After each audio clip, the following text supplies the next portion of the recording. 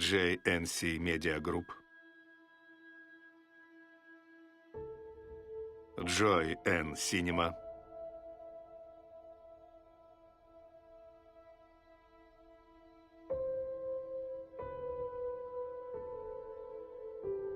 MD Pictures,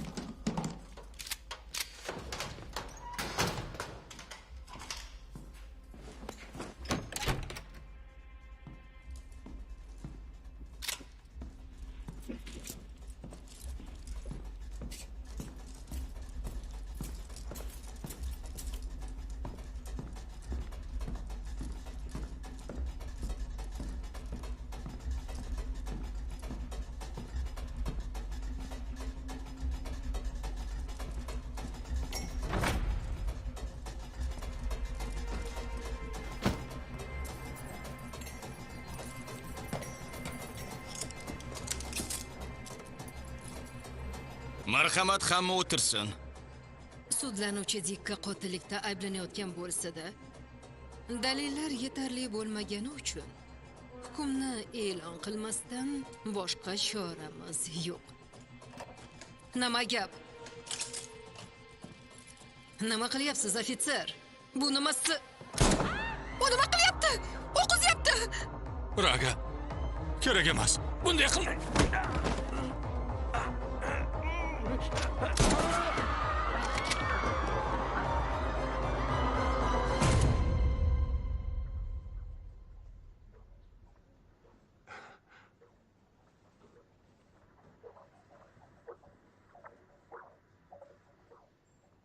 Ko'rinishidan juda sog'lom. Asl media muxtarga taqdim etadi. Saddamning sudida qatnashasammi? Odamlar bu ishga juda qiziqyapti. Bu ularni xavotirga solyapti. Azizim, ishing juda og'irda. Boshqalarnikidan qiyin emas. Ammo bularni ko'rib turish oson bo'lmasa kerak. Allaqachon hissiyot nimaligini unutganman. Shuning uchun advokatlar senga o'xshagan bo'lishi kerak. Ehtimol. Lekin yana yiqilsam, balki boshqa urinib ham ko'rmasman. Ha? Nima? Nima uchun? Bu imtihonni nechinchi marta topshiryapman, lekin natija bir xil. 3 marta. Nega hozirdan tushkunlikka tushyapsan? Hoy, bolamiz sen bilan faxrlanishi kerak. Ha?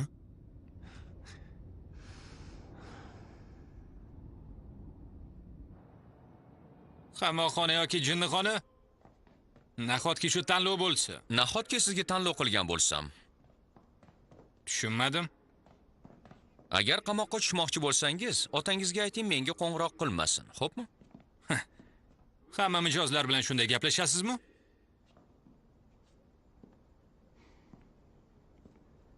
Advokatingizman, bolalar bog'chasidagi enagangiz emas. Tushunarlimi?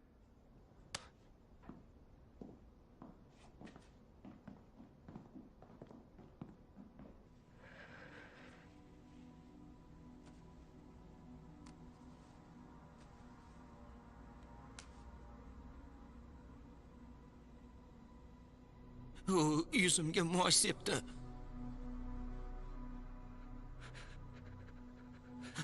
Yondirgichni olib, sigaretni yoqdi.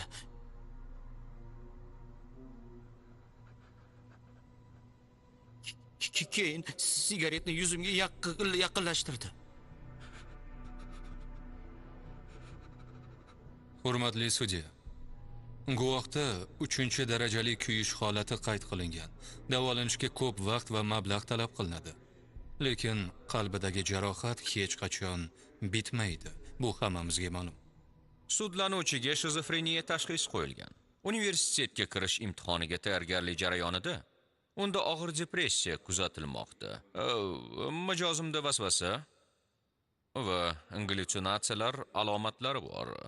Shu bois tez-tez takrorlanib turadigan vasvasa va gallyutsinatsiya tufayli jinoyat sodir etganini anglab yetmagan. Shu sababli uning ruhiy holatidan kelib chiqqan holda uni jinoyatda ayblab bo'lmaydi deb hisoblayman.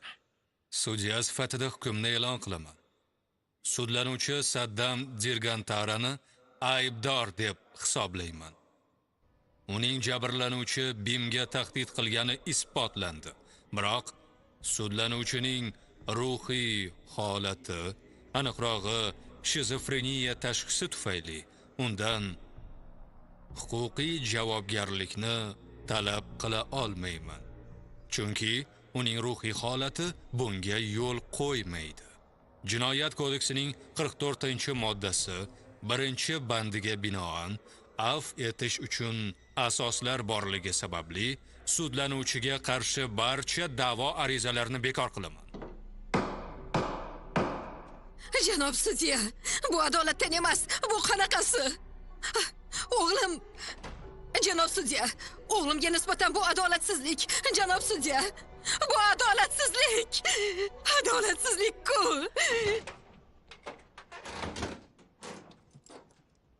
Raga, meni 3 banan o'g'irlagani uchun qamoqqa tushgandi.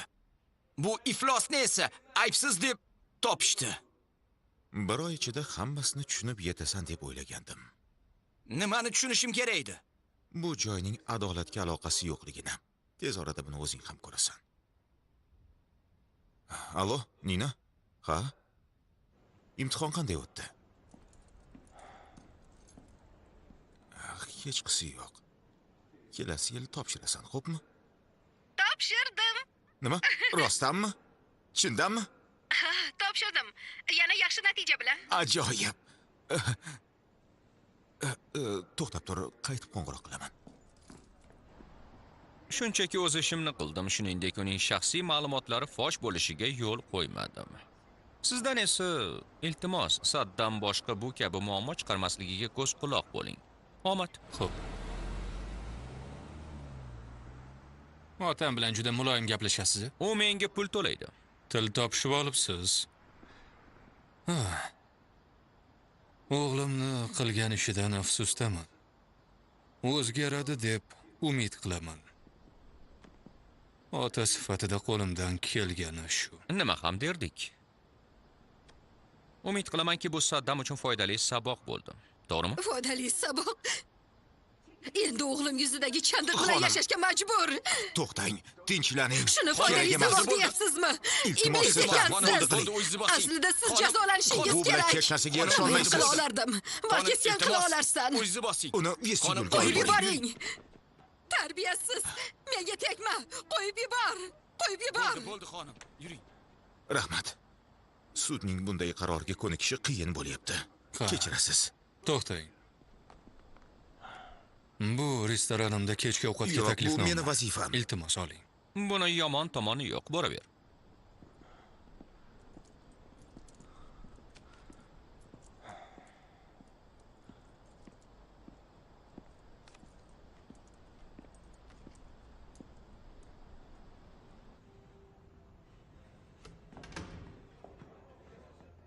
Xush kelibsiz. Xayrli kech. Salom. Xayrli kech. Raga, bu juda qimmat restoran-ku. Bunday kunni albatta nishonlash kerak. Juda yoqimli joy ekan. Hamyonimizdagi bor pul ham bunday kechki ovqatga yetmaydi-ku. Hatto hisobimdagi bor pulim bilan ham. Unda nega o'tiribmiz? Qizimiz tug'ilgandan keyin bu yerga tez-tez kelib turamiz. Chunki advokat sifatida mijozlaring ko'p bo'ladi. Lekin u yurishni boshlamaguncha restoranga kela olamiz deb o'ylaysanmi? I'm in the alley while I'm in college. Shit. And I'm in my body. I don't see good Ain't nobody to know what it's flow. No, key to Kiji, I'm a flow. Asilmedia.net eng so'nggi tarjima filmlar makoni. Unga sen qaraysanmi? Albatta, o'zim qarayman. Sen esa pul topasan. Oh, yo'q.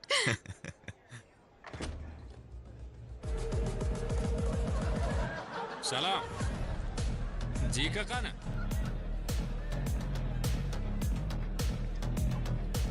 Kena sampai dia. Lama anjing. Coy. Lu jangan deh. Jalanin hidup yang lurus. Jangan ngelakuin kriminal. Banyak bacot untuk orang yang pura-pura gila. Anjing, kemana aja lu? Ahmoq. Sud seni jinni deb topgandan xursandmisan? Unga ichishga nimadir ber. Ovozingni o'chir va ich. Tushundingmi? Bu seni ajralib turadigan xislatingmi? Jinni bo'lganing tufayli u seni o'ziga tortadimi? Agar Shunaqami? hayotdan zavqlanish mumkin bo'lsa, nega endi yo'q? Ha? Xo'sh, endi nima qilasan? Yuzi kuygan yigit va ota-onasi faqat seni o'ldirish haqida o'ylayapti, og'ayni. Ular nima ham qila olishardi? Qurbonlarda yo'qotadigan narsa bo'lmaydi. Ularning puli yo'q. Puli bo'lganda esa suv, elektr energiyasiga to'lashlari kerak.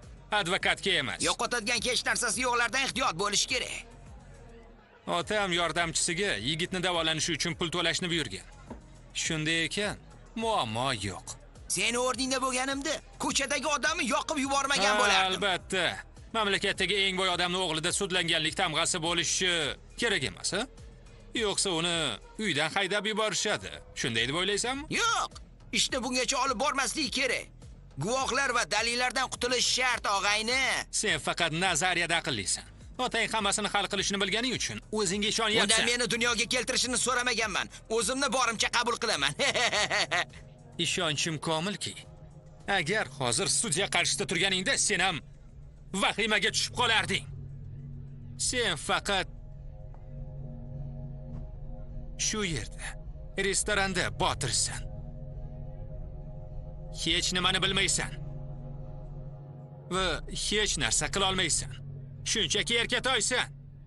Otangni ortiga berkinib olgansan. Aslida esa hech kim emassan. Yana hammaga maslahat berasan. Otam menga yordam bermaydi. Xo'sh, nima bo'pti? Garvard yuridik maktabi talabalarining eshigida shunday oyat yozib qo'yilgan. Iymon keltirganlar hamisha adolat tomonida qoyim tursinlar. Yo'q.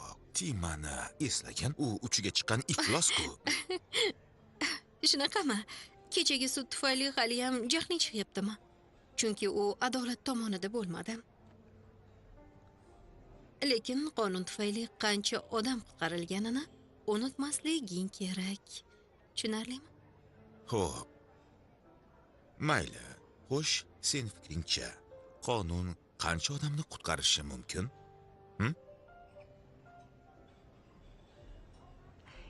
Bu uni kim qabul qilishiga bog'liq. Bu gapingda jon bor. Mayli, lekin qiziqyapman. Advokat bo'lganingda yomon odamlarni ham himoya qilasanmi? Aytaylik, sen shifokorsan. Qabulxonaga pichoqlangan yovuz kimsani olib kelishdi. Shifokor sifatida unga yordam berasanmi yoki ko'z oldingda o'lishiga yo'l qo'yasanmi? Albatta, uni davolayman. Ana ko'rdingmi? Ha, lekin shunday davolardimki, juda qattiq azoblanardi. Hatto o'lganim yaxshi edi, deb Bu yuboradi. o'ta shafqatsizlik Bilasan emasmi? yana nima deyman? Xo'sh, qani so'rachi. Yana nima gap? Razvedka boshqarmasining sobiq agenti? Xayrli kech, umid qilamanki hammasi joyida. Salom. Bu mehmonxona egasidan sizlarga maxsus sovg'a. Mana, marhamat. Rahmat, lekin menga ichish mumkin emas. Demak, siz ichasiz. Shunga o'xshaydi. Quyib bersam maylimi? Mayli. yana ozgina. Qani, yana. Voy, bu kulgili emas, Raga. Nima? kamgina ichishim mumkin emasmi? Ha, yoqimli ishtaha, salomat bo'ling. Katta rahmat. Rahmat. Ruldasan, ko'p ichma. Seni tabriklayman, Nina. Advokatlik imtihonini topshirgan adolat posbonini tabriklayman. Va albatta o'zimni ham sud pristavi etib ishga olishgani bilan tabriklayman.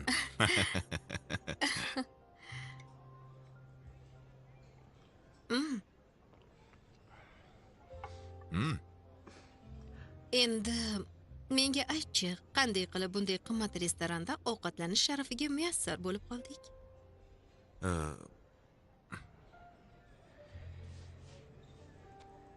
Nina. Nega bunchalik jahling chiqdi? Ha? Shunday bayram kunida meni iflos pullaring bilan xursand qilmoqchi bo'ldingmi? Buni nima aloqasi bor? Qanday bunday deyapsan? O'sha sudda qatnashganding-ku. Shundan keyin qanday xotirjam yashayapsan? Shunchaki vazifamni bajardim. Ha? Qolaversa jabrlanuvchining onasi hibsga olinishiga yo'l qo'ymadim. Nina. Kel shunchaki oqshomdan bahra olaylik. Ha? Haqiqatan ham shunchalik hissizmisan? Men o'ylab ko'rmanman. Uzr, agar xohlasang uyga ketamiz. Bilmadim. Hojatxonaga borishim kerak. Nina.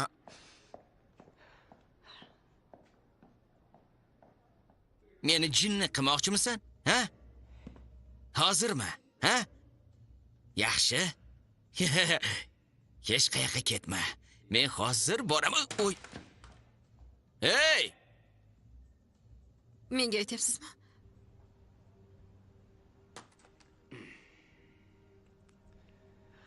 Uzr, men tufayli bo'ldimi? To'layman. Jahlingiz chiqmasin. Bu tasodifan bo'ldi. Meni kechiring, iltimos. Nega uzr so'rayapsiz? Siz tufayli deb o'ylayapsizmi? Sizni bexosdan turtib yubordim. O'rniga yangisini olib beraman. Ovozingni o'chir, iflos. Og'zingizga qarab gapiring.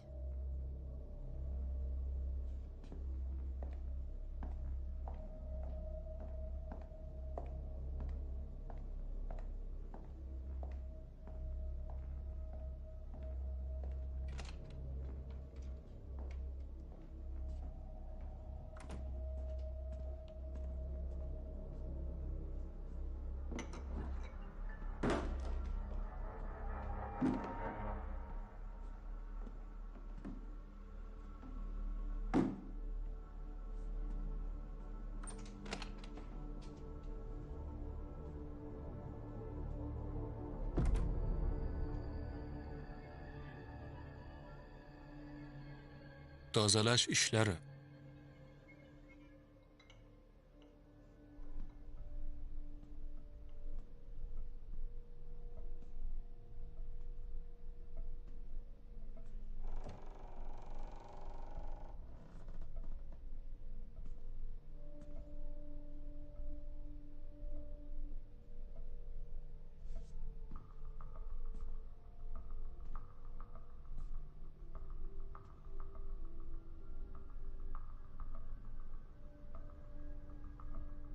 Ha, yaxshi ayyo. Restoranda ovqatlanayotgandik. Qo'ng'iroq qilaman. Ha, uyga borgach.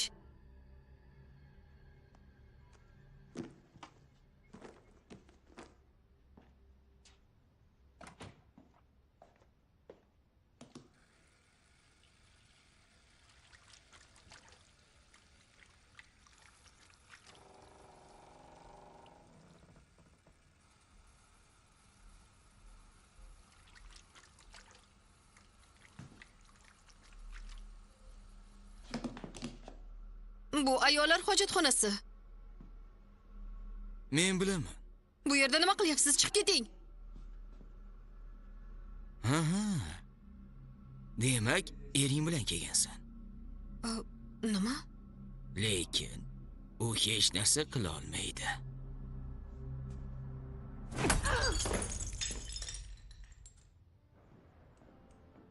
Kechirasiz, ayollar hojatxonasi qayerda?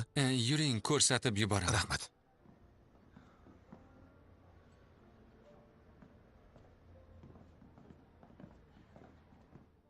Mana shu yerda. Rahmat.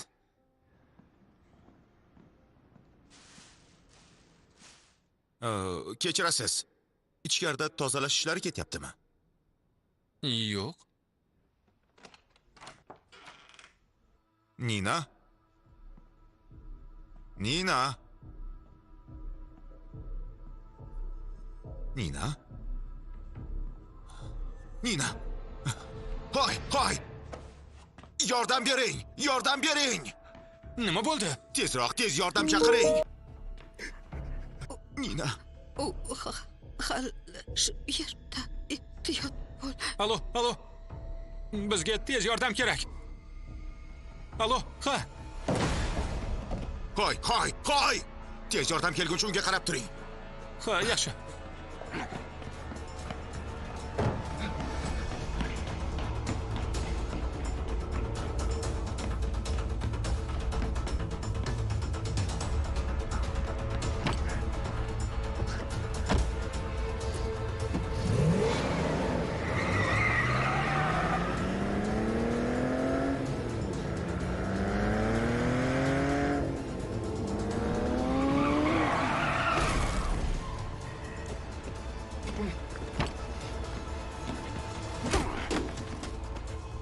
Ablah!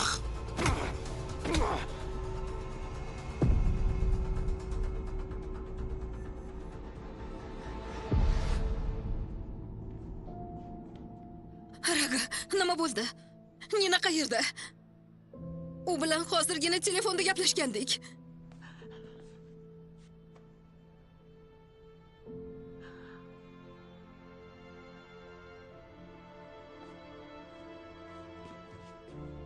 Bo'lishi mumkin emas.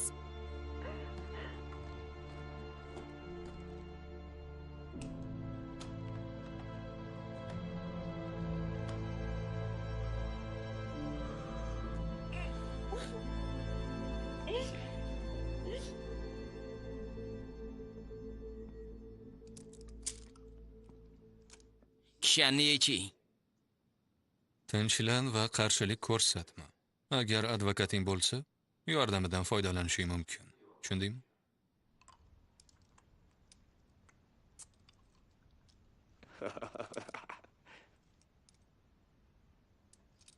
Miranda qoidasi shundaymi? Odam o'ldirib ham qanday kulishing mumkin? Qo'rqma, bu shunchaki konfet. Otangni boy ekani omading.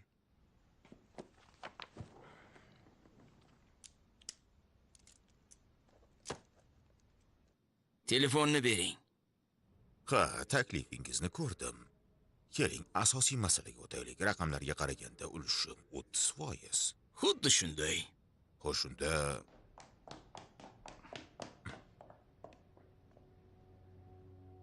nima? Dika hozir qayerda? U hali shifoxonada, lekin tez orada qamoqxonaga ko'chirishadi. Uni oldiga advokati bor. Dika allaqachon advokatga qo'ng'iroq qildi. Qanday qilib? Advokat janob Tima. Bunday ishlarda u eng yaxshisi hisoblanadi. Bu qayerda sodir bo'ldi? Nobles klubida. Saddamning otasini klubidami?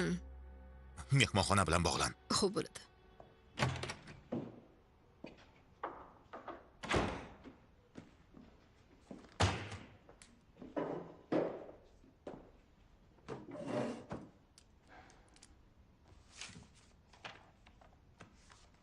Buni kim qildi?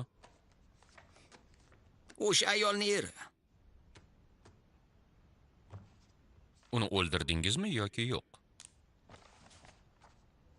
U asosiy ishga o'tdingmi? Nazarimda bizni odob axloq haqida suhbat kutyapti. Mayli.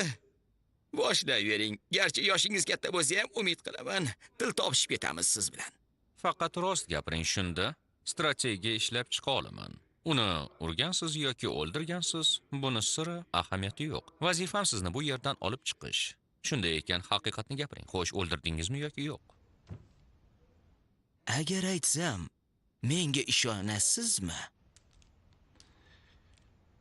Hech kimga osonlikcha ishonmayman.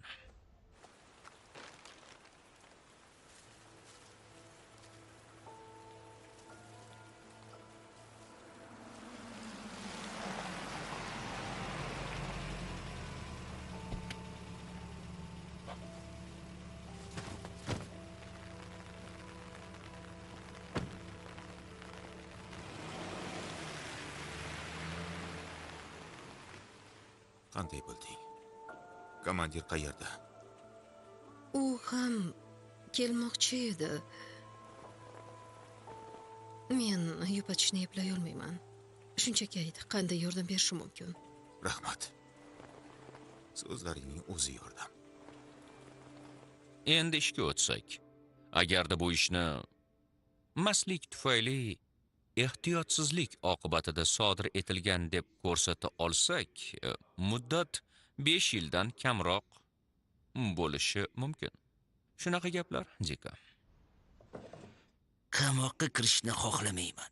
Hatto bir kunga ham. Unda do'stingizga qo'llagan strategiyamizni ishlatamiz. Shizofreniya. Ammo bu ish berarmikan? Axir odam o'ldirdim. Buni tan olyapsizmi? Yaxshi. Men qotillik ishini nazarda tutgandim. Bu uslubingiz foyda beradi deb o'ylaysizmi? Aytingchi, nega uni o'ldirdingiz? Yana boshladingizmi? Javob bering. Nega hayotingizda birinchi marta ko'rib turgan odamni o'ldirdingiz? Yoki o'sha kuni aniq fikrlashingiz uchun xalaqit qilgan biror sabab bormidi? Sir saqlay olasizmi? Yoki litsenziyangizdan ayrilmoqchimisiz? Albatta, sizdek yosh va ahmoq maymun tufayli litsenziyamdan ayrilishni istamayman.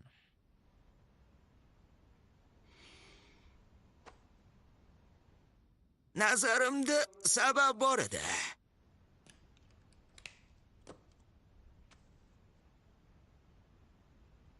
U barcha qoidalarga amal qiladigan odamga o'xshab ko'rindi.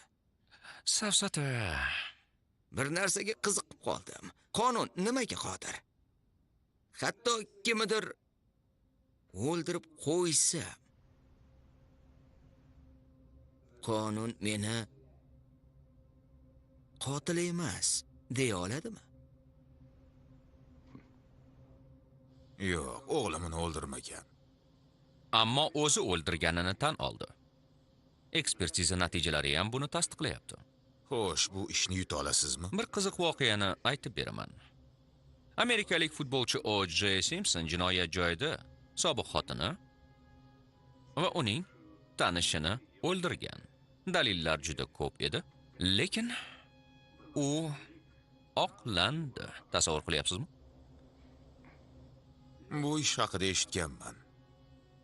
Ammo 10 yildan keyin uning yana sudlanganini bilmasangiz kerak. O'g'irlik uchun unga 33 yil berishdi. Qotillik uchun oqlanib, o'g'irlik uchun qamaldimi? Bu ikki ish o'rtasidagi farqni bilasizmi?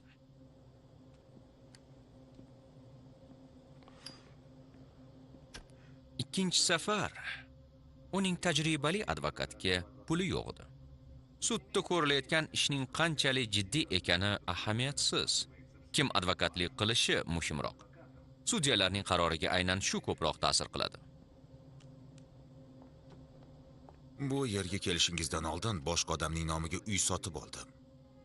Bu uydan ofis sifatida foydalanishingiz mumkin. Agar ishni yutsangiz va bu sud Dikaning kelajagiga ta'sir qilmasa, o'sha uyni sizga beraman. Ishonaman, siz uddalaysiz.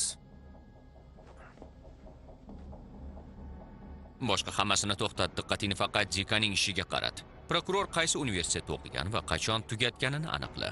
Xotini va farzandlari haqida bor ma'lumotni top. Gaplarimni tushundingmi? Yaxshi. Bo'pti. Harakat qil. Xayr.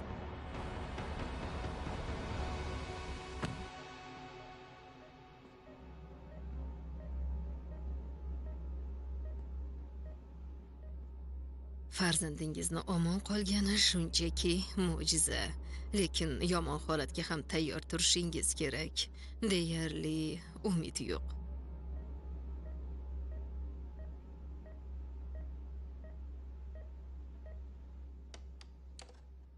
Hurmatli sudya, sudlanuvchi Dika aybsiz va ayblovni ham, aybni ham tan olmaymiz. Bunday holatda prokuror tomonidan guvohlarni so'roq qilishni boshlaymiz. Marhamat, guvohlar minbariga keling. Jinoyat joyida nimalarni aniqlaganingizni aytib bera Eng olasizmi? so'nggi tarjima filmlar Sud faqatgina tibbiy aslmedia.net saytida. Ekspertiza hisobotiga ko'ra, Nina Ratnasari boshidan og'ir jarohat olgan va qornida shisha sinig'idan qolgan chuqur yara bo'lgan. Qotillik quroli Ninaning yonidan topilgan. Qotillik qurolida sudlanuvchining barmoq izlarini topdingizmi? Hibsga olingan vaqtda qo'lida mototsikl qo'lqoplari bor edi. Shu sababli ham barmoq izlari qolmagan. Savolim tugadi, hurmatli sudya. Himoyachi, siz ham so'roq qilishingiz mumkin. Rahmat, hurmatli sudya. Bitta savolim bor. Nima uchun Ninani Dik o'ldirgan degan qarorga keldingiz? Unda biror sabab bormidi? Hech qanday sababsiz sodir etilgan qotillik ishlari juda ko'p. Qotillik ishi qotilda esa sabab yo'q. Shunaqasi bo'lib turadi. Jinoyat to'satdan sodir etilgan bo'lishi mumkin. Ma'lumot uchun rahmat, detektiv. Mijozimda sabab bo'lganmi yoki yo'q, buni sud jarayonida aniqlaymiz. Savollarim tugadi, hurmatli sudya. Rahmat. Rahmat, ketishingiz mumkin. Mehmonxona xodimi, guvoh Gillan chaqirilsin.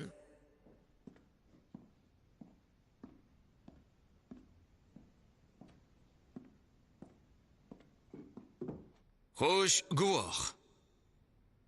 Jinoyat sodir bo'lgan paytda Nina Ratnosariyni hushsiz holatda ko'rdingizmi?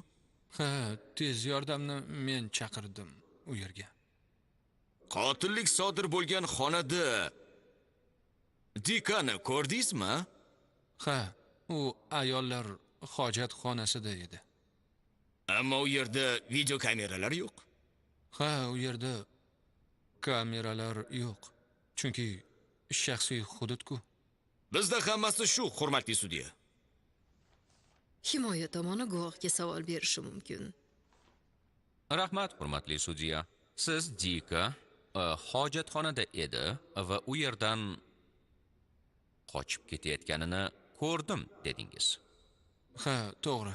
Juda soz. Siz qotillik qanday sodir etilganini o'z ko'zingiz bilan ko'rdingizmi? Bu qanday bo'lganini aytib bering. Men faqat sudlanuvchining hojatxonadan yugurib chiqib ketganini ko'rdim. Demak, uning faqat qochib ketayotganini ko'rgansiz xolos. Hojatxonada aynan nima sodir bo'lganini ko'rmagansiz, to'g'rimi? Ha, to'g'ri. Xo'sh, hojatxonaga kirganda nimani ko'rdingiz? Jabrlanuvchi ayol qonga belanib yotardi. Uni shisha sinig'i bilan yaralashgandi. Shisha sinig'i bilan yaralashganmi? Keyin nima bo'ldi? Shisha sinig'i uni erining qo'lida edi. E'tiroz bildiraman, hurmatli Siz sudya. Ninaga qanday zarba berilganini ko'rdingizmi yoki shisha sinig'ini uning tanasidan sug'urib olishayotganini? Hurmatli sudya. Bilmayman. Faqat qo'lida shisha sinig'ini ushlab turganini ko'rdim. Hurmatli sudya, guvohni ko'rsatmalari oldin aytganlardan farq qilyapti. Bunga yo'l qo'yib bo'lmaydi. Guvoh, ko'rsatmalaringiz farq qilyapti. Avvalgi safar ko'rsatma berayotganda juda hayajonda edim. Keyinroq shisha sinig'i erini qo'lida bo'lganini esladim. Hurmatli sudya, himoya tomonidan guvohning ko'rsatmalari bilan bunday nayrang qilinishini aslo qabul qilib bo'lmaydi.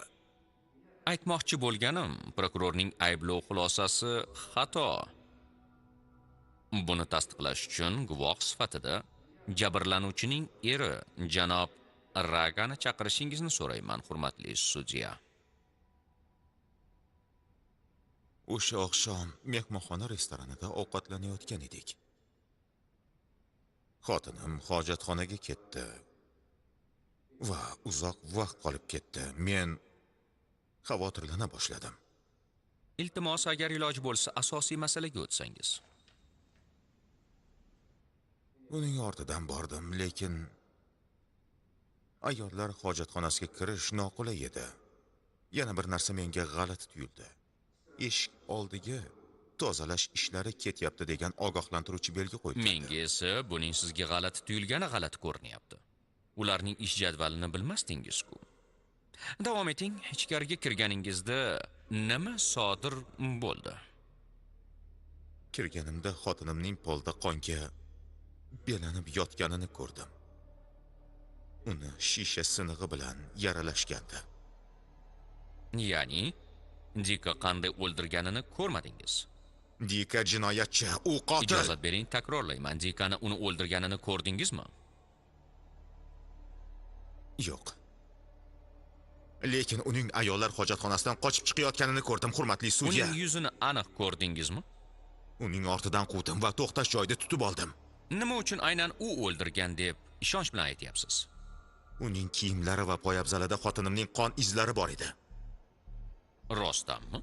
Bu kriminalistlar hisobotida yozilgan. Balki Dikaning kiyimidagi qon xotiningizniki emas, sizniki bo'lgandir.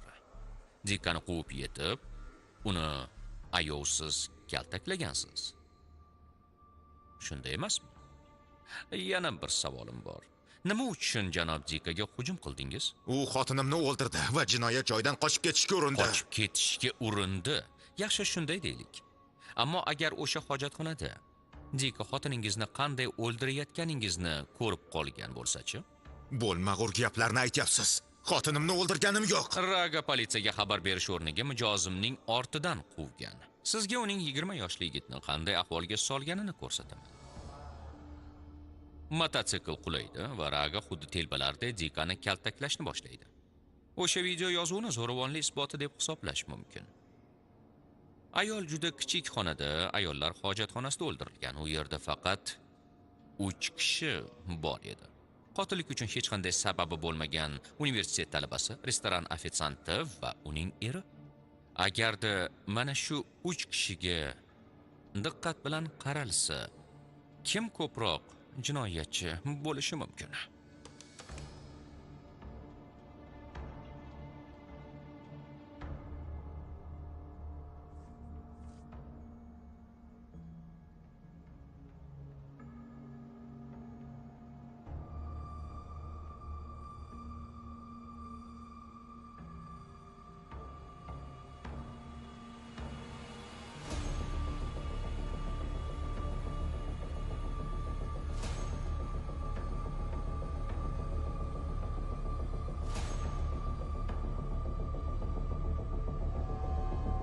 Bu qanaqasi? Nimalar bo'lyapti o'zi?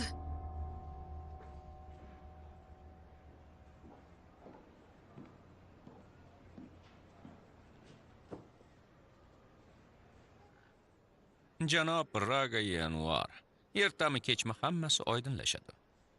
Ammo bitta fojia yetarli emasmi? Xotiningizni o'limi sababli yana kimdir adolatsizlik qurboni bo'lishini aslo istamayman. Siz ham buni xohlamaysiz. Men qo'l qovushtirib o'tirmayman. Siz advokatga tahdid qilyapsiz va holanki men yashirilayotgan haqiqatni qidiryapman. Advokat uchun aybsiz mijozni qamoqqa jo'natishdan yomonroq narsa bormikin? Ha, hammasi shu bilan tugayotganidan xursand bo'lishingiz kerak.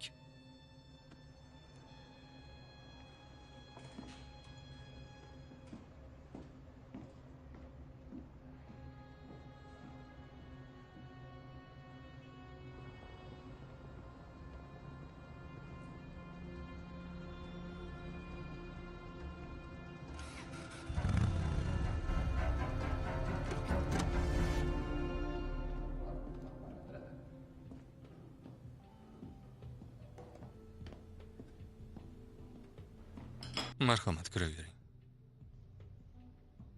Burxon, nega buncha qolib ketding? Seni kutib qoldik. Uzr, har doimgidek tirbandlik. Burxon, Ha, ishga o'tamiz.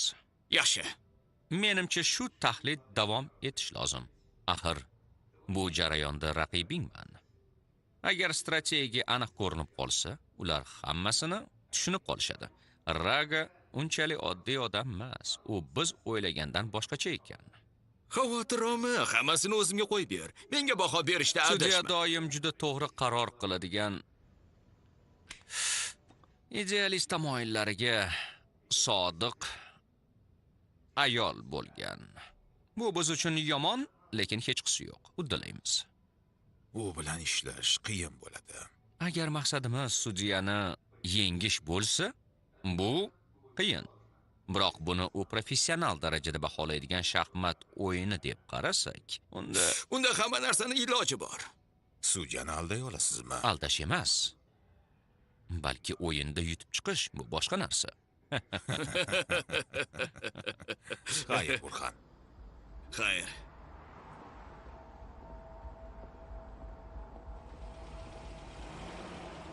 Ko'rishguncha Burxon. Xayr. Prokuror, siz tomondan yana guvohlar bormi? Hozircha boshqa yo'q. Shunday ekaniga ishonchingiz komilmi?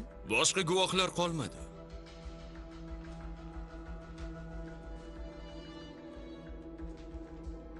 Yaxshi. Yakuniy qaror kelasi hafta e'lon qilinadi.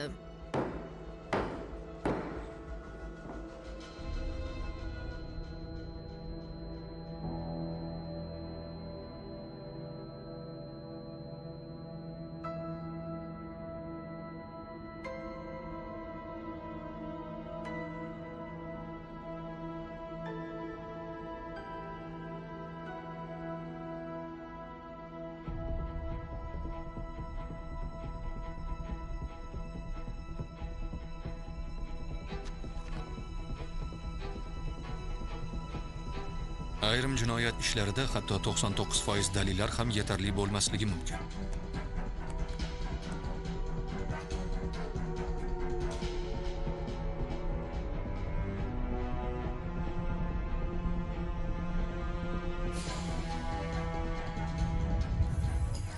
Barcha harakatlarimizni juda puxta o'ylab olishimiz kerak. Qo'shilaman. Eng so'nggi tarjima filmlarni o'zbek tilida ko'rmoqchimisiz? Unda hoziroq yangi TV ilovasini Google Play yoki App Store'dan yuklab oling.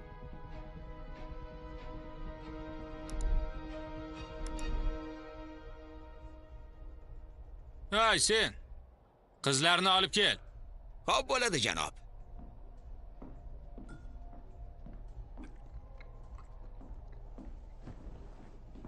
Kimsiz? Bu yerga kirish mumkin emas. Keting, nima qilyapsiz? Bas qiling. Qo'y. Ijtimoiy tarmoqlaringizga qaraganda 14-iyul kuni soat 8 dan shu yerda bo'lgansiz. Nima haqda gapirayotganingizni tushunmayapman. Dika siz bilan birgamidi? Dika? U bilan nima haqida gaplashdingiz?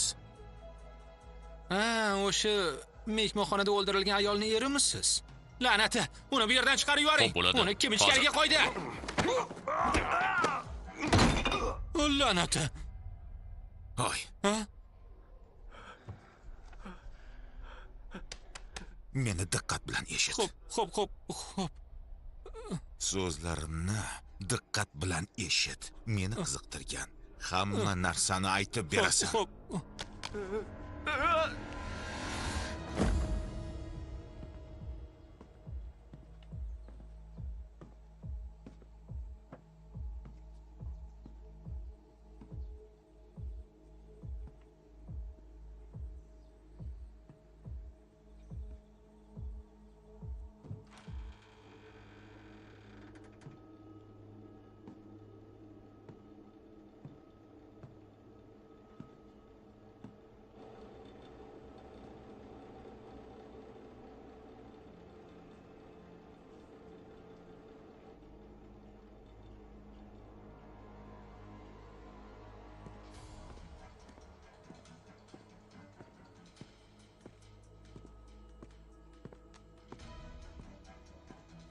Taklifing hali ham o'z kuchidami?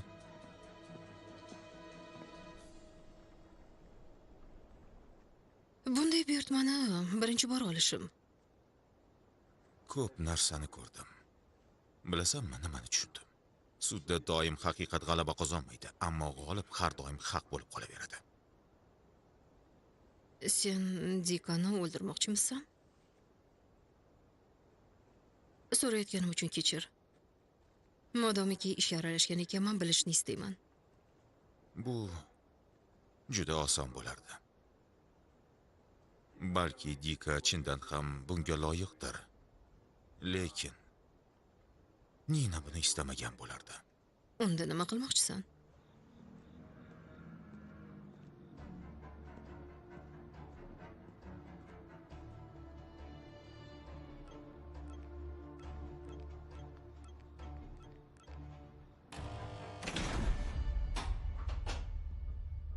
Ragamsan? Yo'gamsan? Nima bo'lganini eshitdim. Unda hammasi ma'lum. Sen bu yerda ancha vaqt ishlagansan va bilasan, meni tezkor xodim sifatida o'qitishmagan. Shu sababdan Meni esa o'qitishgan.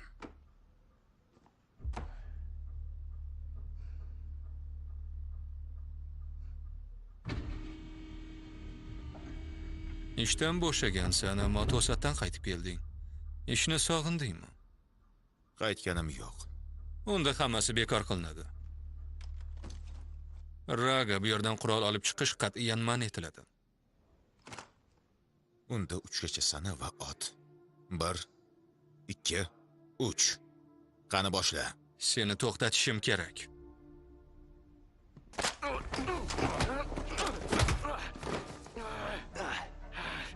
Haqiqatdan ham tezkor xodim emassan. Ishingni tugatgach, iltimos hammasini qaytar.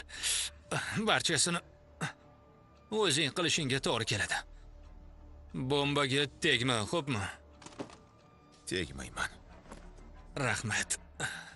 Senga rahmat. Omadingni bersin, o'zingni ehtiyot qil. Yaxshi.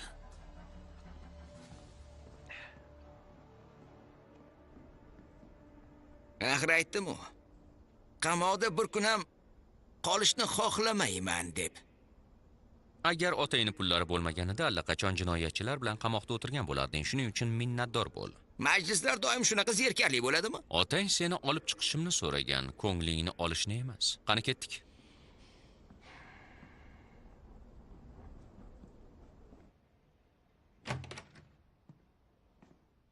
Bugun sudga bormayman.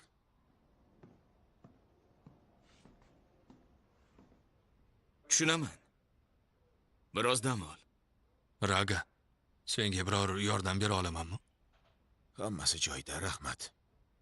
Sudga o'zim boraman. Keyin senga hammasini aytaman. Qahva olib kelaymi? Mayli.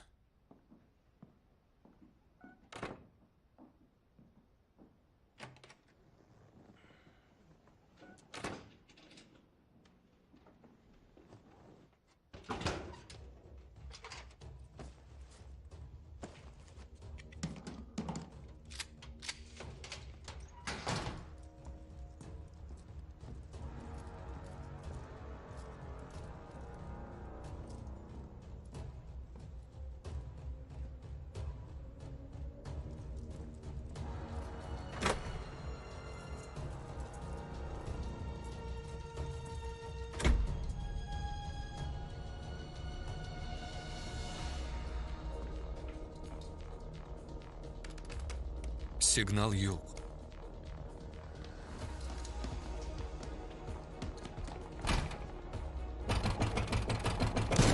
Ya Xudoyim, u nima qilyapti? O'qizyapti. Raga. Yo'q, kerak emas.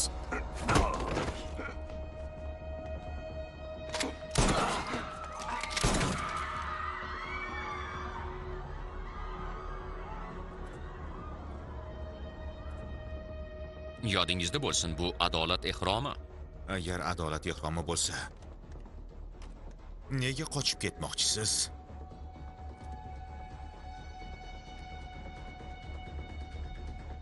Ajoyib tanlov. Terrorchilarga qanday munosabatda bo'lishlarini bilasiz?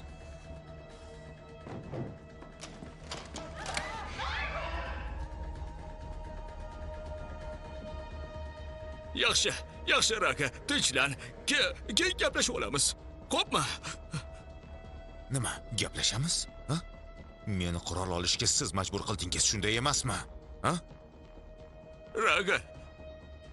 Bu ishni qilishdan oldin oilang haqida o'yla.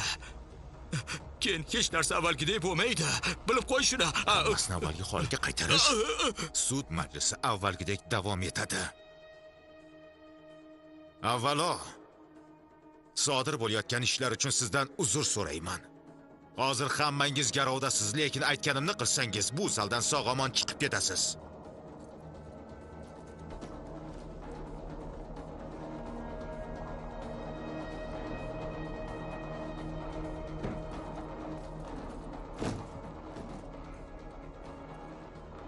Amir, shundaymi? Hammaning telefonini yig'ib oling.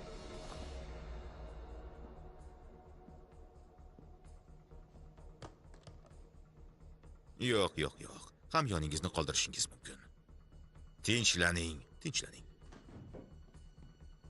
Nima istaysiz o'zi? U Ninaning o'limi uchun javob berishni xohlayman. Hurmatli sudya, sud majlisi qaytadan boshlanadi. Yangi sud jarayoni bo'ladi demoqchimisiz? Aqlda ozizmi? Yangi majlis o'tkazishning nima keragi bor? Dikaning aybdor ekanligini isbotlamoqchiman. Qilgan ishingizdan keyin yana qanaqa yangi sud jarayoni? Tushunmadim.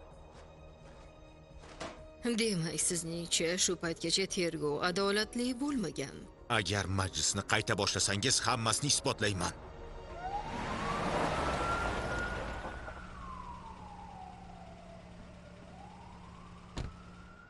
Shef, U yerda nima bo'lyapti? vaziyat ancha jiddiy. 40 ta odam garovga olingan, jumladan prokuror. Jabrlanganlar bormi? Bir necha bor o'q ovozi eshitildi. Jabrlanganlar bo'lishi mumkin. Jinoyatchi kim?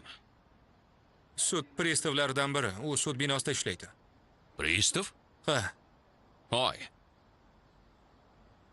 Jinoyatchi sud binosini bizdan ko'ra yaxshiroq biladiganga o'xshaydi.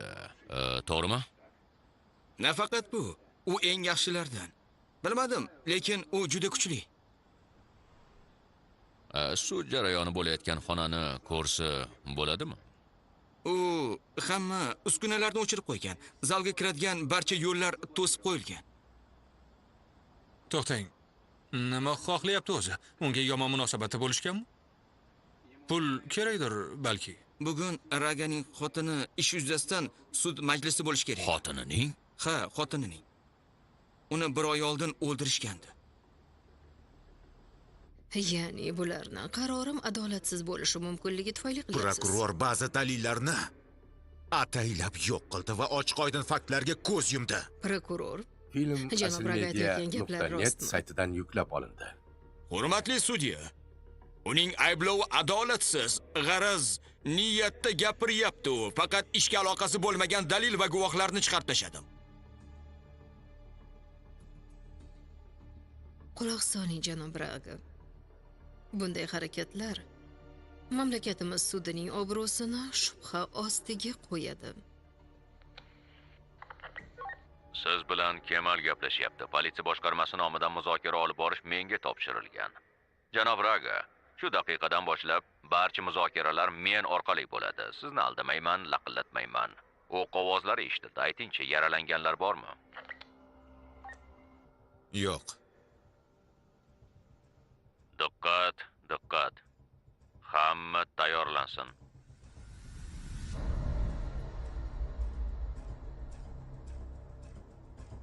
Hozircha sizda qonunni buzish holati unchalik ko'p emas. Sud ishiga to'sqinlik qilish va noqonuniy qurol saqlash. Lekin agar shunday davom etsangiz, unda Sud binosida bomba bor, shunday ekan ogohlantiraman. Ichkariga kirmang.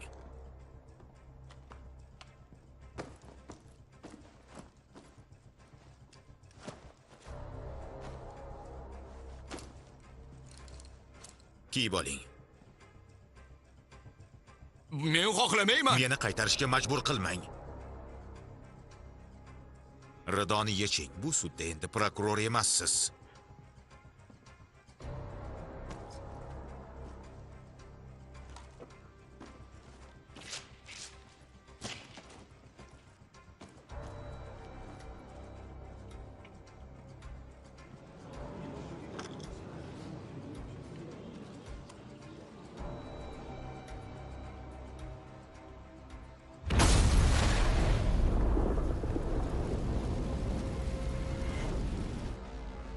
Shef, mashina portladi. Ha, Qurbonlar bor yo'qligini darhol aniqlang va egasini toping. Xo'p bo'ladi. Ko'rdingizmi? Yana ikkita bomba bor. Bittasi majlislar zalida. Boshqasi esa agar binoga kirsangiz portlaydi. Hammasi tushunarlimi? Majlislar zalida bomba bor. Tomi, Ha, hammaga ayt, ortga chekinishsin. Uning jahlini chiqarmagan ma'qul. yaxshi. Agar kimdir majlislar zaliga kirishga urinsa, Jakarta tuman sudi qanday portlashini ko'radi. Nima bu yerda qahva berishyaptimi, Kemal? Ha?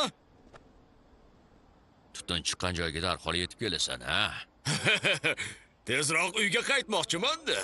Xo'sh, vaziyat qanday? Raga Yenuar 30 yoshda sud pristavi bo'lib ishlaydi. Oldingi ma'lumotlarga kirishning imkoni yo'q.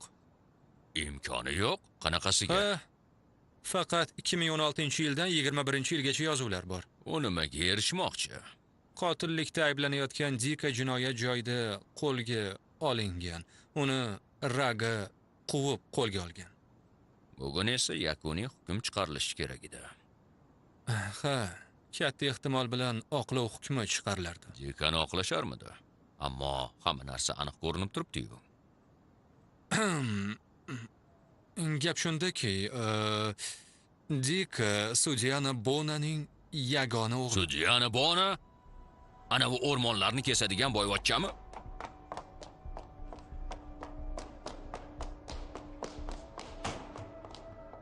Janob, zudlik bilan yangiliklarni ko'rishingiz kerak deb o'ylayman. Dikani ish ko'rilayotgan sudda odamlar garovga olingan. Garovga olingan? Odamlarni garovga olgan shaxs pristav Yaga Yanuar ekani aniqlandi. U G'arbiy tuman sudida ishlaydi. Sud majlisi 403-xonada bo'layotgan edi. Ma'lum bo'lishicha, bu Raga Yanuarning xotini o'ldirilgan ish bo'yicha majlis ekan. Ushbu jinoyatning sabablari haqida turli taxminlar bildirilmoqda. Ammo hukm bugun chiqarilishi kerak edi. Nima? Hozirgina olgan ma'lumotlar qanday qilib reportyorlarning qo'liga tushib qoldi? Hayronman qanaqasiga? Xo'jayin, qarang. Buni hamma politsiya bo'limlari va OAVga tarqatishibdi. Kim tarqatgan? Raga Yanuar. Yopiladi deb umid qilingan ishni endi butun mamlakat ko'radi. O'q uzib va sud zalidagi bomba bilan tahdid qilib, yana bir bor urinib ko'rmoqchimisiz? Shunchaki to'pponchani sudyaning boshiga tirab, Dikani aybdor deb topishni buyursangiz bo'lmaydi. Hurmatli sudya, agar yangi sud jarayonini o'tkazishga rozi bo'lsangiz, barcha garovdagilarni qo'yib yuboraman. Hammani qo'yib yuborasizmi? Ha. Va hukm chiqarilgandan keyin o'zim taslim bo'laman. Lekin agar rozi bo'lmasangiz, ehtimol bu yerdan hech kim chiqmaydi. Bu yerda o'ylab o'tiradigan narsa yo'q. U nimaga umid qilyapti? Demak, siz prokurorni atayin dalil va guvohlarni yashirgan. U dalayman deb o'ylayapti. Agar ota olsang, hozirroq otib tasha bo'l. Ha, faqat ehtiyot bo'lib harakat qilish kerak. Vaqtni to'g'ri tanlash kerak. Yo'qsa u atayin sezib qoladi. ma'lumotlarni to'liq oshkor qilmadi. O'zi ham noqonuniy ishga qo'l Biz urdi. ikki kishimiz u bir o'zi. Agar hujum qilsa, kamida 3 kishi bo'lamiz. Tima bizga yordam beradi. Timami? Qolganlar ham bizga yordam berishadi. Faqat men aytgandek qilsang bo'ldi. Timachi? Tima biz bilan hech narsadan qo'rqma bo'la qol. Belgi berishim bilan hujumga o't. U jinoyat sodir qilyapti va sud zalini tahqirlayapti. Sud zalini sizlar tahqirlayapsizlar. Menga yordam beringlar. Yordam. Tima!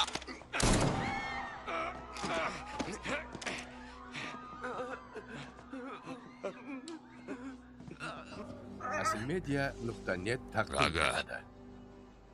Kimga o'q uzding? Raga Yanuar gapiryapti. Yaxshi, gapir. U yerda nima bo'lyapti? Hozir bir kishini qo'yib yuboraman. U boshlig'ining aybi bilan qo'lidan yaralandi.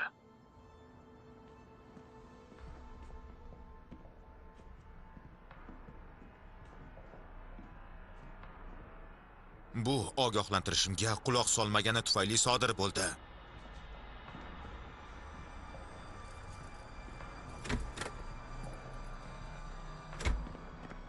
U yerda hech qanday bomba yo'q. U shunchaki laqillatyapti. Ovozingni o'chirib tura olasanmi? Tezroq uyga qaytmoqchi Har eding-ku. bir joyning o'z tartib qoidasi bor. Yaxshi, unda ishga kirishaman.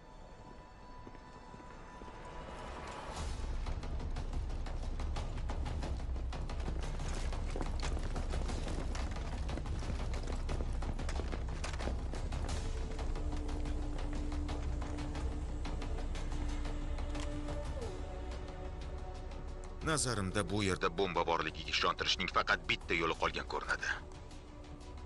Iltimos, quloqlaringizni yoping.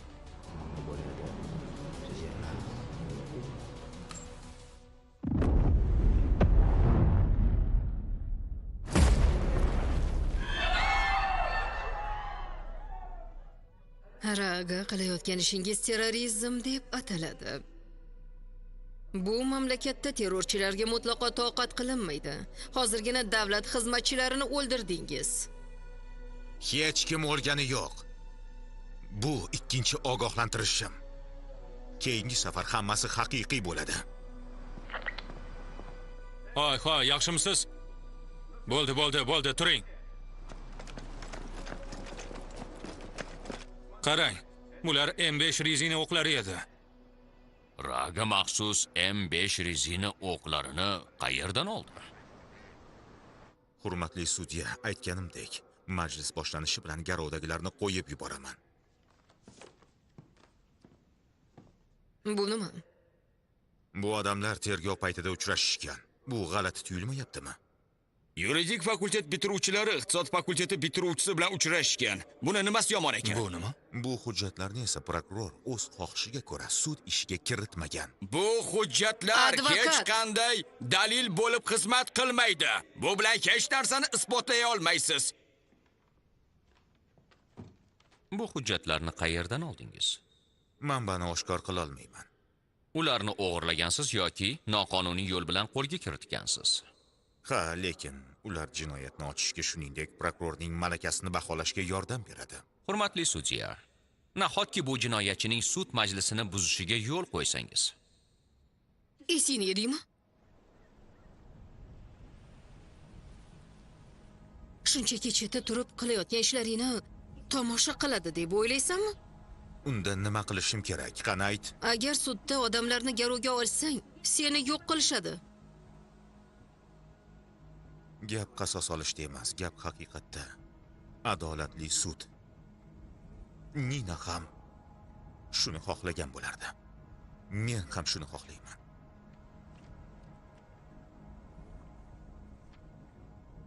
Gillang yolg'on ko'rsatma bergandan keyin telefonini o'chirib g'oyib bo'lgan.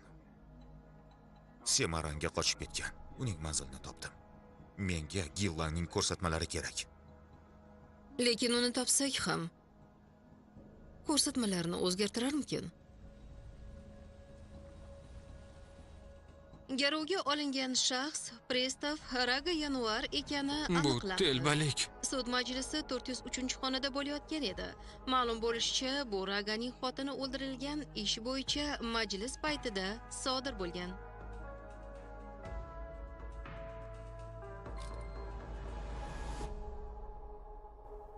Hurmatli sudya, sizdan faqat adolatli qaror chiqarish va jinoyatchilarni jazolash talab qilinadi. Sudya sifatida xolis bo'lishim kerak. Bu sudda ko'p narsani boshimdan o'tkazdim. Hali yakuniy qarorni chiqarganim yo'q. Bundan oldin sud ikkala tomonni ham eshitish huquqiga ega. Sudya sifatida men bu ish bo'yicha haqiqatni bilishni istayman. Raga Yanvar, majlis qayta boshlansa, garovdagilarni qo'yib yuboraman degandingiz.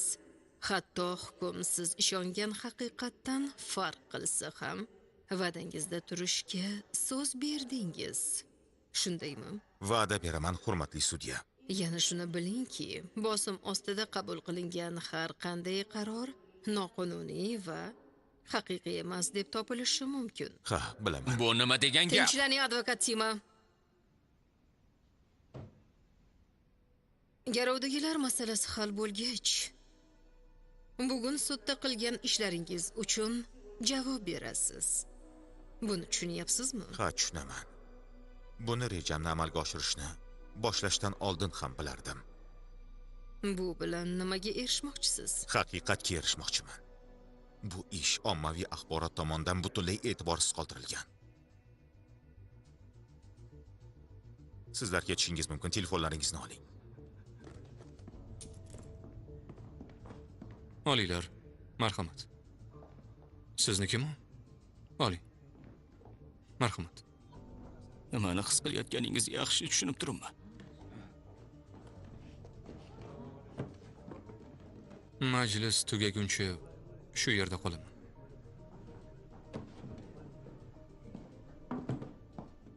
Chiqing. Tezroq chiqing. Tezroq. Tezroq yuring. To'xtab qolmang. Chiqing, tezlashing. Tezroq, marhamat.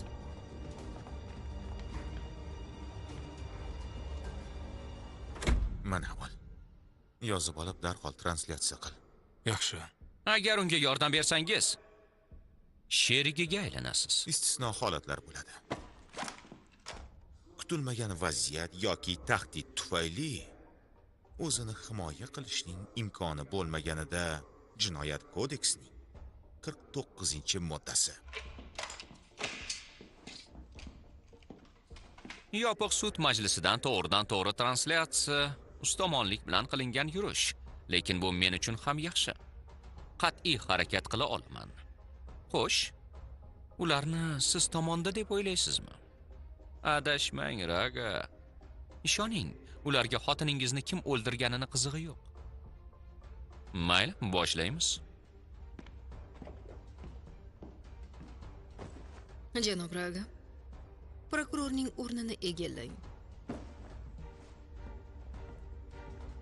U garovdagilarni qo'yib yubordi. Hech kim jabrlanmagan. Jinoyatchi nima talab qilyapti? Ayblanuvchi Nima oqlandimi? qilayotganini bilasizmi? Ha. Tergovni qayta boshlanishini. Buni iloji bormi? Ha, sudya uni talablariga rozi bo'ldi. Nima bo'lishini bilmaymiz. Bu bizga ham qiziq. Lekin sudya bizni chiqarib yubordi. Men Raga Yanvarman. Ushbu sudda pristav bo'lib ishlayman. Va bugungi garovga olishda aybdorman. Bir oy oldin xotinim Nina o'ldirilgan edi.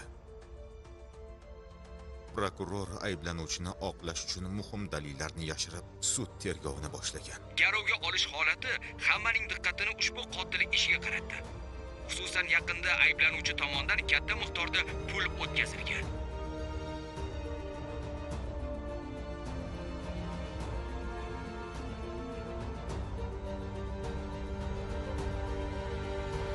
Ma'lum bo'lishicha, ayblanuvchi yirik biznesmenning o'g'li. Katta ehtimol bilan aynan shu narsa chiqarilgan qarorga ta'sir qilgan. Komissar Agang aloqada, janob. Asilmedia.net eng so'nggi tarjima filmlar makoni. Bona gapiryapti. Ko'ryapsizmi? Menga yordamingiz kerak. Ha. Biz qotillikda ayblanayotgan Dikani so'roq qilishdan boshlaymiz. Yaxshi. So'roqni boshlang. Xo'p bo'ladi, hurmatli sudya.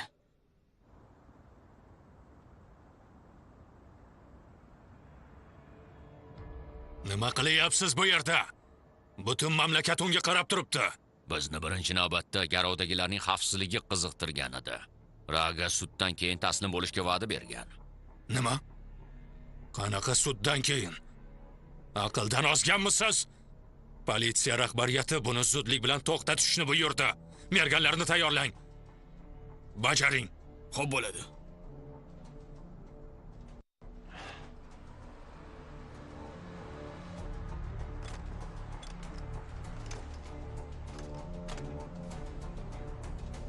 Joyimni egalladim. Buyruqni kutyapman.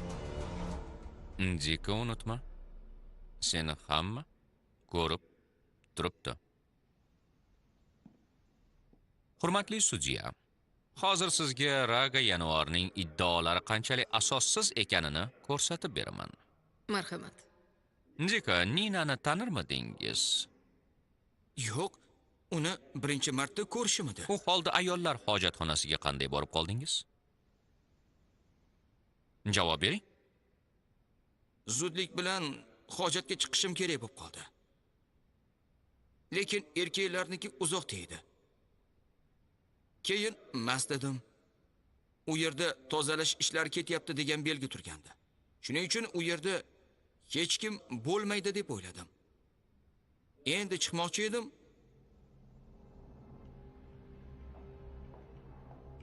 to'satdan shovqin eshitildi. Ninani ichkariga kirganini ko'rdim. Keyin esa u kirdi. Nina, iltimos. Men Va o'z ular qo'limga urishga qo'y. boshlashdi. Shoshma. Yo'q, Men buni eshitib turdim. yo'q, xohlamayman. Shoshmasang-chi. Yo'q dedim-ku senga. Buni nimasi yomon? Nima uchun urushganlari yodingizdami? Biror narsani ko'rdingizmi? Yo'q, yo'q, yo'q. U advokatlik imtihonini topshirgan va ajrashmoqchi edi. Raga g'azabda edi. Men buni ko'rdim. U xotiniga shisha sinig'i bilan zarba berdi. Va ayol o'ldi. Menimcha shuning o'zi yetarli. Hurmatli sudya, o'tgan majlisda Gilang Raga yanvar qo'lida shisha sinig'ini ushlab turganini, ehtimol xotinini aynan o'sha bilan o'ldirgan. Bizda hammasi shu, hurmatli sudya. Janob Raga, boshlang. Meni Ninani shisha sinig'i bilan urganimni ko'rdim dedingiz. Shundaymi? Ha, Demak, qo'lqoplarimning rangini ham ko'rgan bo'lishingiz kerak. qo'lqoplar yo'q edi. Unda nega qotillik qurolida barmoq izlarim topilmadi? E'tiroz bildiraman, hurmatli sudya. Raga himoyamdagi shaxsga nisbatan bosim qilyapti. Unda bizda hammasi shu, hurmatli sudya. Hurmatli sudya, menda shu paytgacha sudda ko'rsatilmagan video yozuv bor.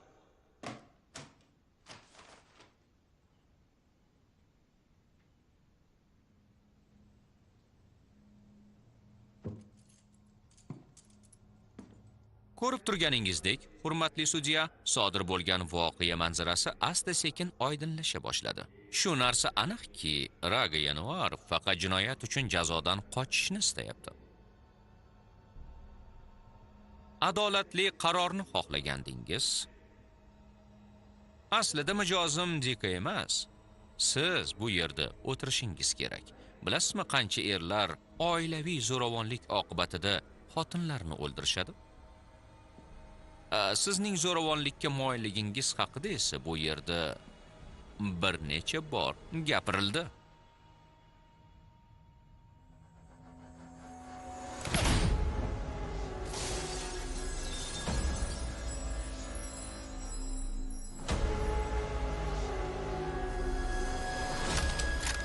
Tegdi. Nishon yo'q qilindi.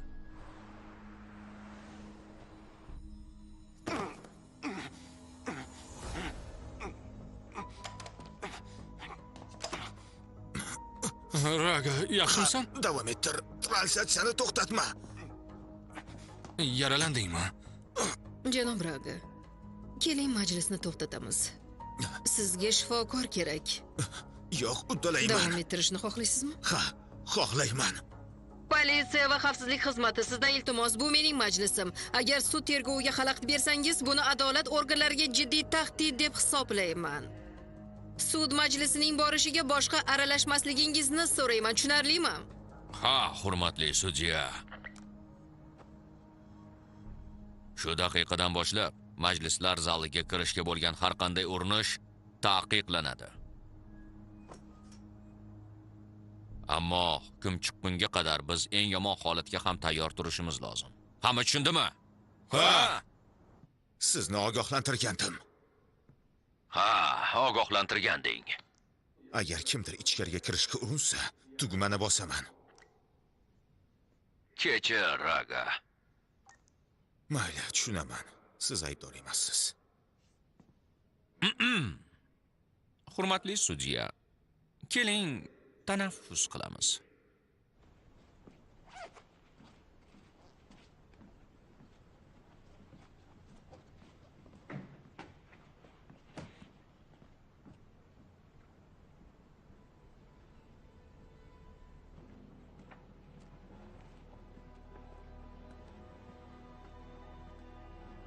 Galang, gaplashib olishimiz kerak. Atigi bir daqiqa.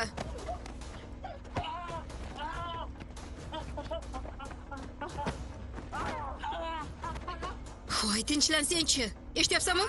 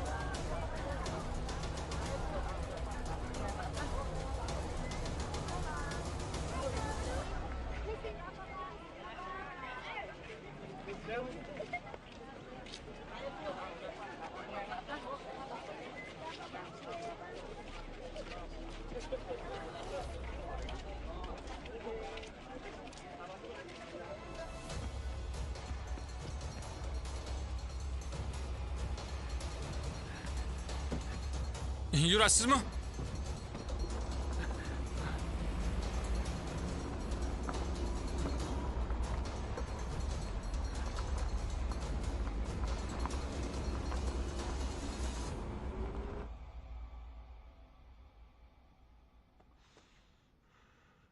Seni tushunaman.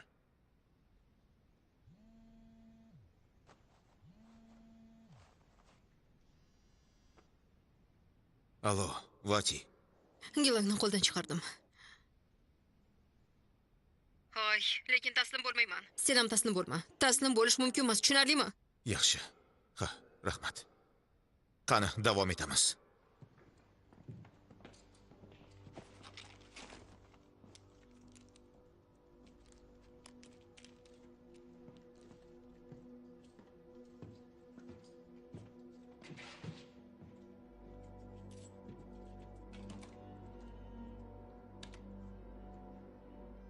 Sizda nima bor, janob Raga? Sizga advokat Tima va ayblanuvchining otasi Bono o'rtasidagi suhbat yozuvini ko'rsataman. Gillangni nima uchun qidirdingiz? Hammasini hal qilmoqchi edi. U qochib ketdi. Unga kameralardagi yozuvlarni o'chirishni buyurgandim. Lekin chamasi u zaxira nusxasini saqlab qo'ygan. Hurmatli sudya, axborot xavfsizligi to'g'risidagi qonunning 31-moddasi 3-bandiga muvofiq shaxslar o'rtasidagi maxfiy suhbat yozuvlari sudda dalil sifatida ishlatilishi mumkin emas. Oxirigacha ko'ramizmi? Kameralarni tekshirtirishni buyurdim. Nusxa olish izlari bor edi. Bunday odamlarga hech ishonib bo'lmaydi. Taklifim bor. Men hurmatli sudya, Raga yanvar ma'lumotlarini ataylab manipulyatsiya qilyapti. Bu suhbatning ishga aloqasi yo'q. Ha, buni qabul qilib bo'lmaydi. Yo'l qo'yib bo'lmaydi. Ko'rsatilgan video dalil sifatida ishlatilishi mumkin emas. Tushunyapsizmi? Ha, tushunaman. Agar qonunni buzib, yolg'on guvohlik bergan bo'lsangiz, bu yukni o'lguningizcha ko'tarib yurishga majbur bo'lasiz. Buni unutmaslik kerak.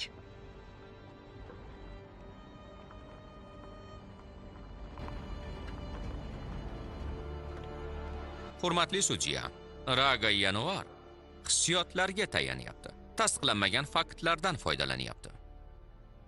Ha, qo'shilaman. Janob Raga, yana nima deya olasiz? Men guvohni chaqirishni xohlayman. Guvohni? Yana kimdir ko'rsatma berishi mumkinmi?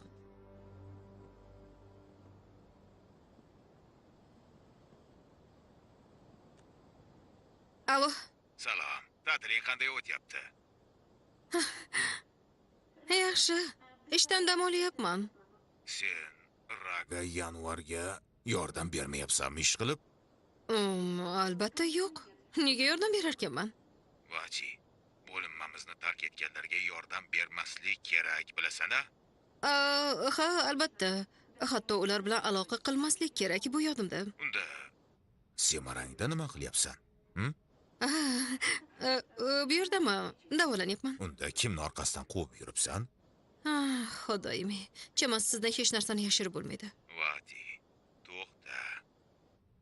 Qoidalarni buzish mumkin emas. Nahotki tushunarli bo'lmasa? Albatta. Odatda shunday qilaman.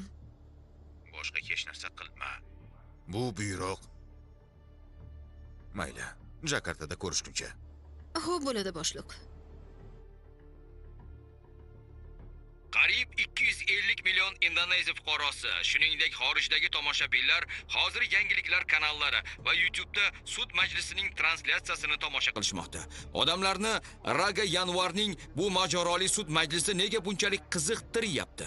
U haqiqatni ochib, haqiqiy qotilni ismini ayta oladimi? Qara Raga, iltimosingni bajardim. Ha, Biz uzoq vaqt kutolmaymiz. buni bilaman. Uzr so'rayman, hurmatli sudya. E'tiroz bildiraman.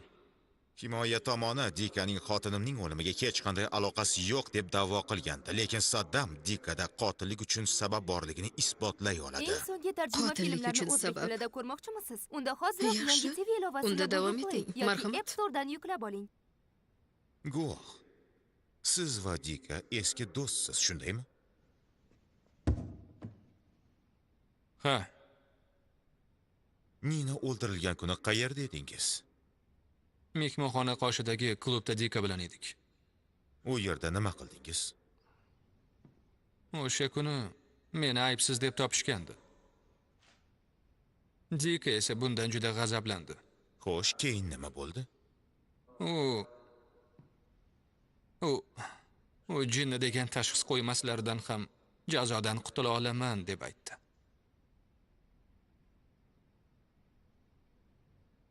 Yana u Garvard haqida gapirdi. Xo'sh, agar qotillik uchun javobgarlikdan qutulib qolsang, Harvard yuridik maktabiga qabul qilishlarini bilasanmi? Nimalar deyapsan? Ovozingni o'chir. Alaqsol, nima deb o'ylaysan? Shunday qila olamanmi? Bu qo'limdan keladimi? U klubdan chiqib ketgach, kimnidir o'ldirishini bilmagandim. Juda afsusdaman. Sen ruhiy kasal iflos kimsasan. Advokat Hamma Tima aytganlari Xalyam yolg'on. Dikada qotillik uchun sabab bo'lmagan, deyaptimi? Tima haq. Dikaning sababi yo'q edi, lekin do'stiga jazosiz qolishni isbotlash uchun u odam o'ldirdi. U xotinimni hech qanday sababsiz shunchaki o'ldirish mumkinligini ko'rsatish uchun o'ldirdi. Hurmatli sudya, 15 yillik tajribaga ega advokat sifatida bu yosh guvohning uydirmalarini rad etishga majbur bo'lish shunchaki haqoratdir. Ijozat bering, guvohga murojaat qilay. Marhamat.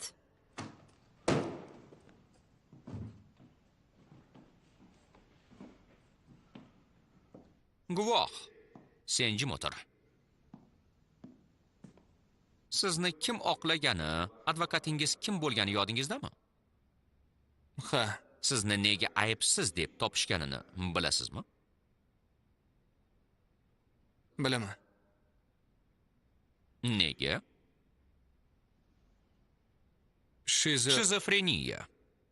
Bu degani guvohda shizofreniyaning ko'plab alomatlari bor.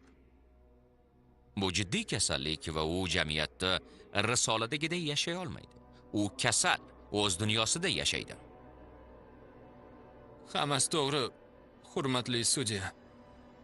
Lekin Dika aynan o'sha kuni, qotillik sodir etgan kuni shu gaplarni Hurmatli aytgan. sudya, ikki- endi himoyachi guvohga tahdid qilyapti. Saddam o'sha kuni ko'rgan va eshitganlari haqida ko'rsatma beryapti. Men tahdid qilyapmanmi? Ha, Ammo sud binosiga kim bomba olib keldi? Tinchlaning. Guvohning bu ko'rsatmalariga ishonish-ishonmaslikni o'zim hal qilaman. Janob Raga, joyingizga qayting. Siz esa maslahatchi. Tilingizga ehtiyot bo'ling. Uzr so'rayman. Sizda haqiqatdan ham shizofreniya tashxisi bormi? Agar yo'q desangiz, sud ishingizni davom ettirishga to'g'ri keladi. Shundaymi yoki yo'q? Javob bering, guvoh. Ha, hurmatli sudya. Menda haqiqatan ham shizofreniya bor. Men tugatdim. Bu ko'rsatmalar inobatga olinmaydi. Ma'lum bo'lishicha, guvohlik ko'rsatmalari hukm chiqarishda hisobga olinmaydi.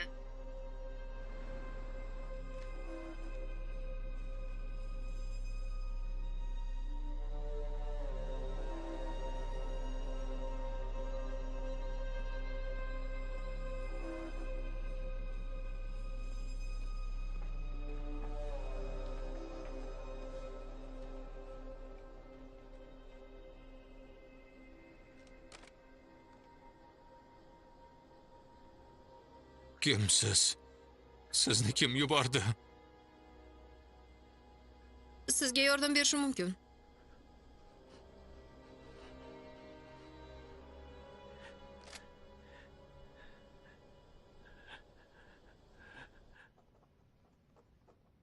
Janob Raga, sizda yana guvoh yoki dalillar bormi? Yo'q, hurmatli sudya. Hurmatli sudya, sizdan qaror chiqarishingizni so'rayman. Bu garovga olish hikoyasi nihoyat tugashi kerak. Hammamizning oilamiz bor. Men Gilanni topdim. Ha. Sizni tushunib turibman. Menda boshqa tanlov qolmadi. Qarorimni e'lon qilaman. Ushbu ish bo'yicha sud tergovi asosida To'xtab turing, yana bir guvoh bor. Yana qanaqa guvoh haqida gapiryapsiz? Hurmatli sudya, e'tiroz bildiraman. Bu men Gilanman. Oldingi ko'rsatmalarimni Bu o'zgartirmoqchiman. guvoh o'tgan majlisda ko'rsatma berib bo'lgan. Uning ko'rsatmalari o'zgartirilishi aslo mumkin emas. Guvoh yolg'on ko'rsatma berganini tan olmoqchi. Guvoh Gilang. Oldingi ko'rsatmalaringizda yashirgan narsalaringiz haqida gapirmoqchimisiz? Aytingchi, haqiqatdan ham o'tgan sud majlisida bizni aldaganmidingiz? Javob bering.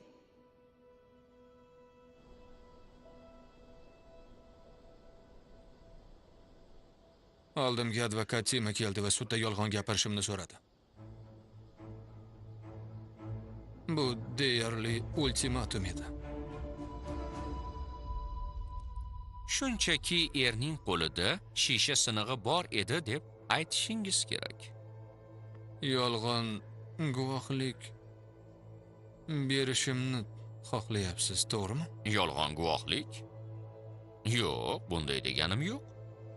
Shunchaki o'ylab ko'ring, bo'lgan voqealarni eslang. Xo'pmi? Agar rad qilsam-chi, nima qilasiz? Qara, shartli hukming borligini va u ancha kattaligini bilaman, to'g'rimi? Seni ayblagan prokuror sherigim bo'ladi. Menga tahdid qilyapsizmi? Tahdid? Nima uchun tahdid qilishim kerak? Sizga bonaga o'xshab pul to'layotganim yo'q-ku. Insonlar jinoyat qilishi mumkin, bu ularning tabiatida bor. Biroq noto'g'ri tanlov qilinsa, unda hayot qiyinlashadi. Eng so'nggi tarjima To'g'rimi? filmlar faqatgina Sudda ko'rishamiz. aslimedia.net saytida. Ko'rib turganingizdek, himoyachi guvohga yolg'on ko'rsatma berishni maslahat bergan. Bularning hammasi jonimga tegdi. Nima uchun bu yerda turib, noqobil sudyaning tergovini eshitishim kerak? Guvoh Gilang, hozirgi ko'rsatmalaringiz advokat Timaning noqonuniy harakatlarini tasdiqlaydi. Lekin ular Dikaning jinoyatda aybdorligini isbotlamaydi. Bizga ma'lum bo'lmagan yana biror narsa bormi? Menda muhim dalil bor. Gilan, bu qanday dalil? Gap shundaki, boshqa tomondan o'rnatilgan video kamera yozuvi bor edi va menga uni o'chirib tashlash buyurilgan. Siz esa mabodo tahdid qilishsa yozuvdan nusxa olish kerak deb o'ylagansiz. Va Tima buni bilib qolgan. Balki ahmoqdirman. Lekin unchalik emas.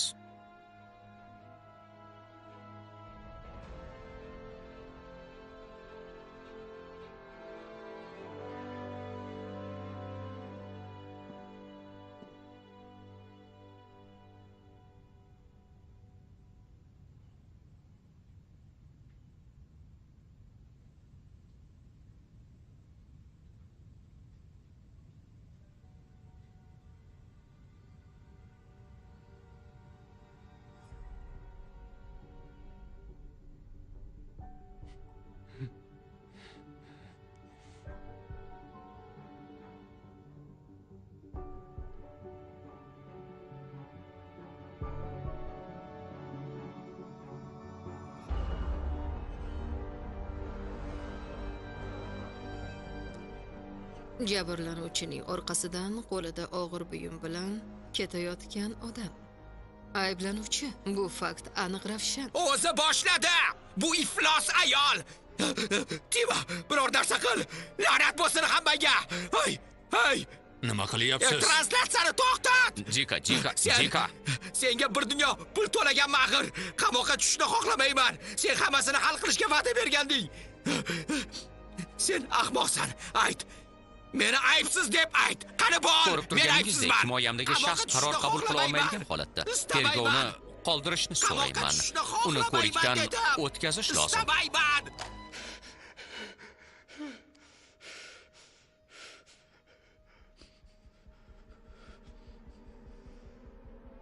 Raga, maqsadingizga erishish uchun uzoq yo'lni bosib o'tdingiz. Endi faqat hukmni kutish qoldi. Hukm? Buning nima ma'nosi bor? Nina va farzandim allaqachon vafot etgan.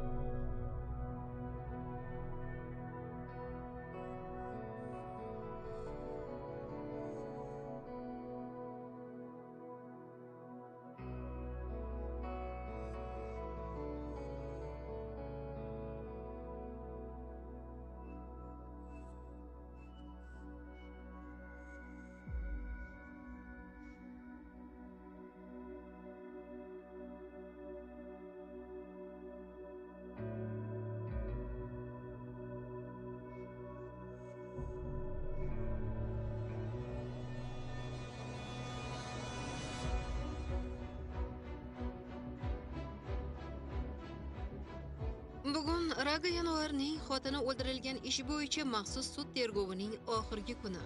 Odamlarni garovga olgani uchun Raga Yanvarga o'lim jazosi berilishi mumkin.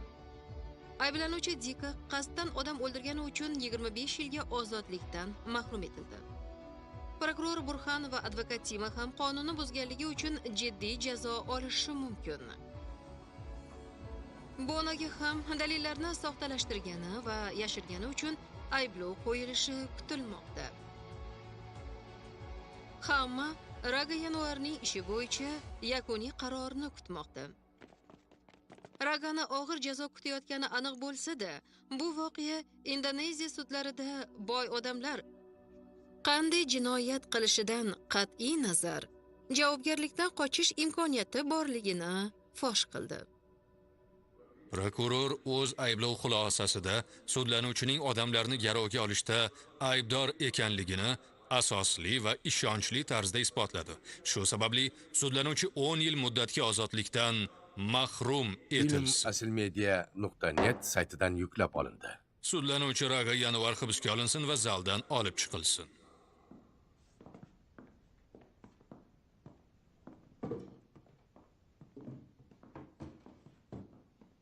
Imtihon natijalarini bildim.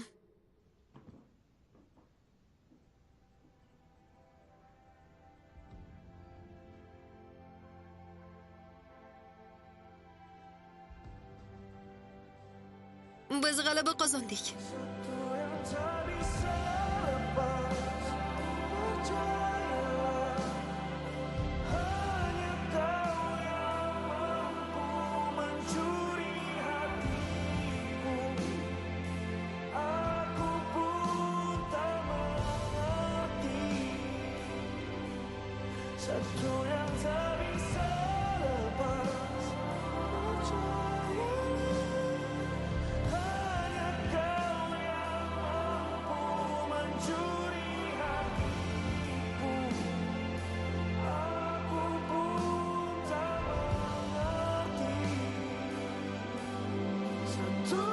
adolat